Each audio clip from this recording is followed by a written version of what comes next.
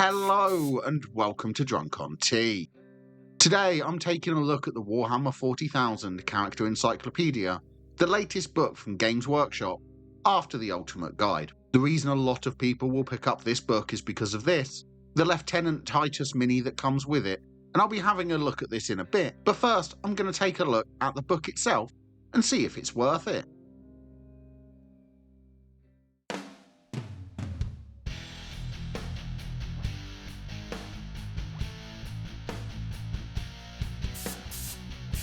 From the front and the back of the book, I'm expecting lots of gorgeous pictures of minis from the whole range of 40k, and hopefully it's an interesting coffee table book with some interesting information about the characters. The Lieutenant Titus model is tucked away here in the front. This is great for advertising and keeping the mini safe, but it also means there's this thick bar at the front of the book, which makes it a bit awkward to hold and to open. Once the mini is out and put together, this can be really annoying when you go to look up a character's information.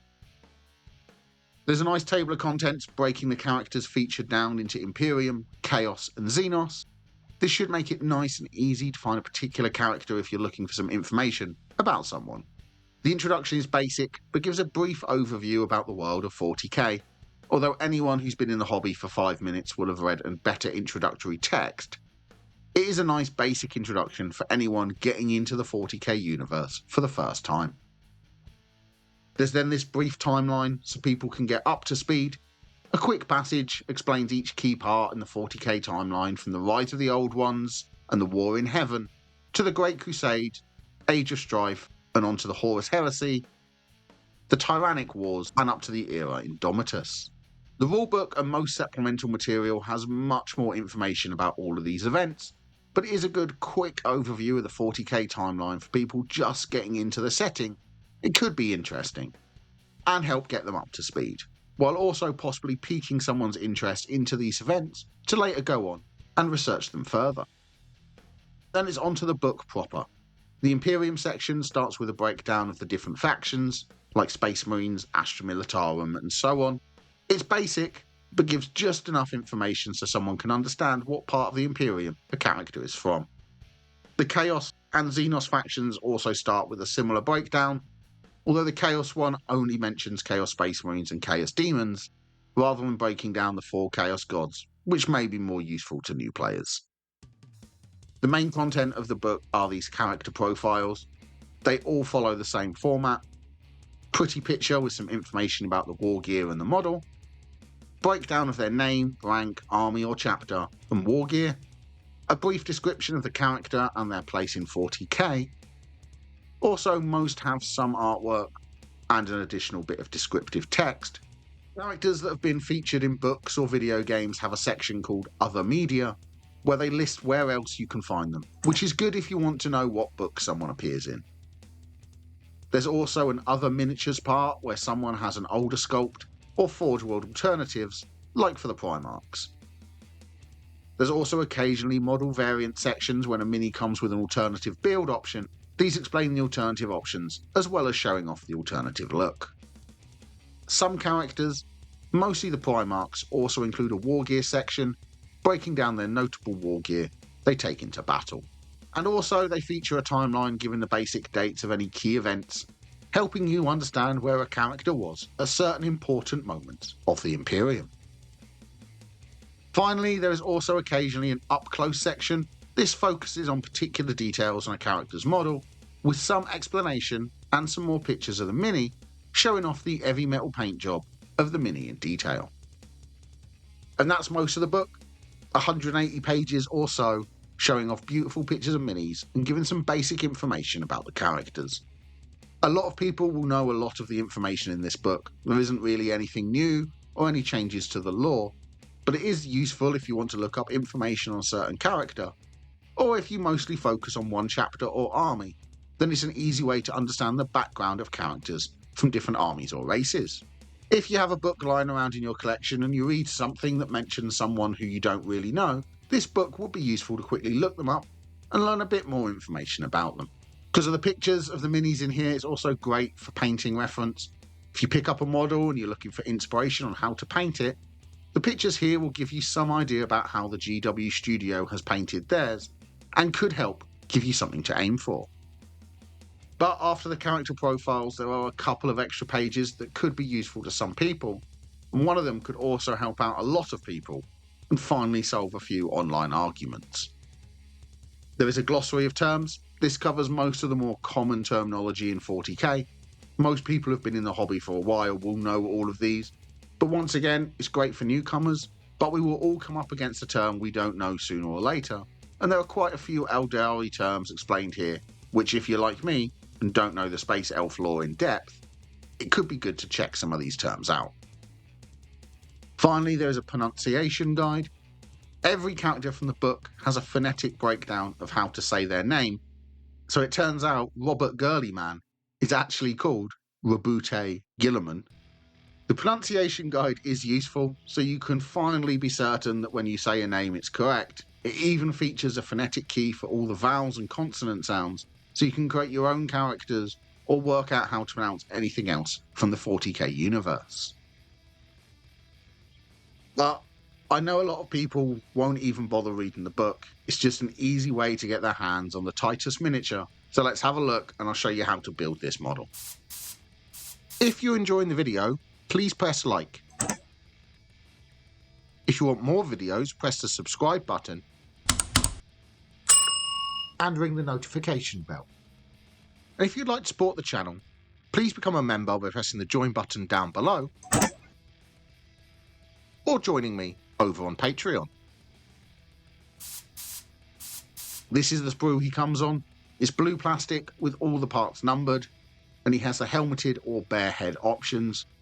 Getting the model with the book does mean it comes without instructions, but as it's an easy to build model, this isn't a big problem.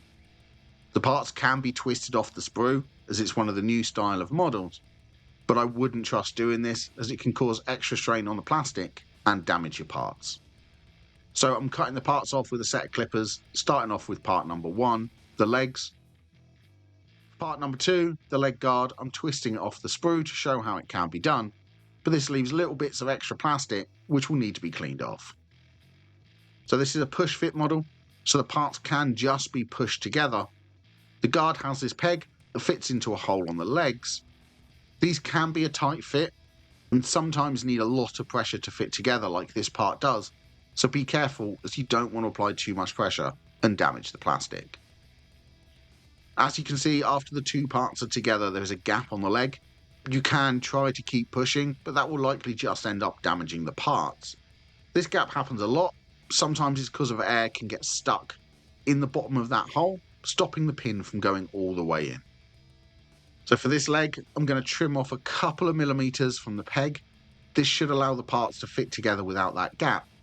If you trim off too much, you'll just need to glue the parts together, which is something I'll be doing later on with various parts of this model anyway. Now I'm snipping off part number 3, the body to Titus. Once again, trimming the peg that attaches the legs to the front of the body. And now I'm cutting off part 4, which is the head. You can decide if you want to see Titus's face or if you want him in a helmet. And I'm also cutting off part 5, which is the back of the body. This is where instructions would have been nice, as I didn't know another part fits into here as well. But I'll show you how I solved that problem in a minute. The head fits over this pin in the middle of the back of the body, and I'm trimming that peg down so I'll be able to get a good fit with the front of the body. To make sure this is strong, I'm also adding a spot of glue to the peg. This way, when the two halves of the body meet, it should stay together really well, and there's no risk of the model working its way apart later on. Now I'm simply pushing the two parts of the body together to create that tight fit. Now I'm clipping off part number 6, which is the chainsword arm, and this is where I noticed that this should have gone into the body before it was closed up. The peg on the arm can't reach into the body, and where I glued the body together, I can't get it apart. So I'm cutting the pin off completely, and I'm just going to glue the arm in place. This is an easy fix and actually opens up the possibility of having Titus in a unique pose to you, as you can repose this arm now however you want. So after cutting off the pin, I'm just applying some glue and placing the arm in the correct position, giving it a few seconds so the arm will stay in place, and then it's glued. Next is part number 7, the shoulder pad. Once again, I'm trimming the peg. This time it's on the main body to Titus. Applying a small spot of glue. And then attaching the shoulder pad to the rest of the model. Part number 8 is the bolt pistol, which I'm going to remove like normal. But now with a drill, I'm going to drill a small hole in the end of the gun barrel. This is completely optional, but it does give a nice look to models once they're painted if the gun barrel is drilled. With the barrel drilled, I'm simply fitting the gun and the hand into the rest of the arm of Titus. And now removing part 9, the other shoulder pad. And as before, trimming the peg, adding a spot of glue, and attaching the shoulder pad to the rest of the model. Now I'm removing part 10, which is the other leg, and part 11, which is the front of the other leg. After trimming the peg, the two parts fit together nice and easily. Then with a spot of glue, I'm attaching the other leg to the body of Lieutenant Titus. So I'm just removing part 12, the backpack from the sprue, attaching it to the back of the model, making sure to trim the peg so I get a nice tight finish on the model. And the last part to snip off is part 13, the pistol holster. This part can actually be tricky to get on, but I'm applying the holster to the belt of Titus, and all that's left now is to put him on the base. The mold just slots into the holes on the base, and there you have a completed Lieutenant Titus model for your Ultramarines army. If you would like to see me paint this Lieutenant Titus model, please let me know in the comments down below, and I'll happily make a video showing you how I painted him. And that's my quick review of the Character Encyclopedia and Titus model. It's a good little book for some light information on the 40k universe. Most people don't need the book, but it is interesting if you want to learn more about the characters of 40k. Most people will probably buy a copy for the mini, which is a fine model, if you want Lieutenant Titus model in your Ultramarines army. Most of the value of the book is in that mini, which is fine if you want the Titus mini. But if you do pick it up, give the book a read as well, as it is quite an interesting book with some really nice pictures of minis in there. But let me know in the comments down below, have you read this book, or are you interested in giving it a read? Or do you just want the Lieutenant Titus model? So thank you very much for watching. Please don't forget to like and subscribe, and you can even join me over on Patreon, where I have a free tier if you want to join my painting community. And happy reading!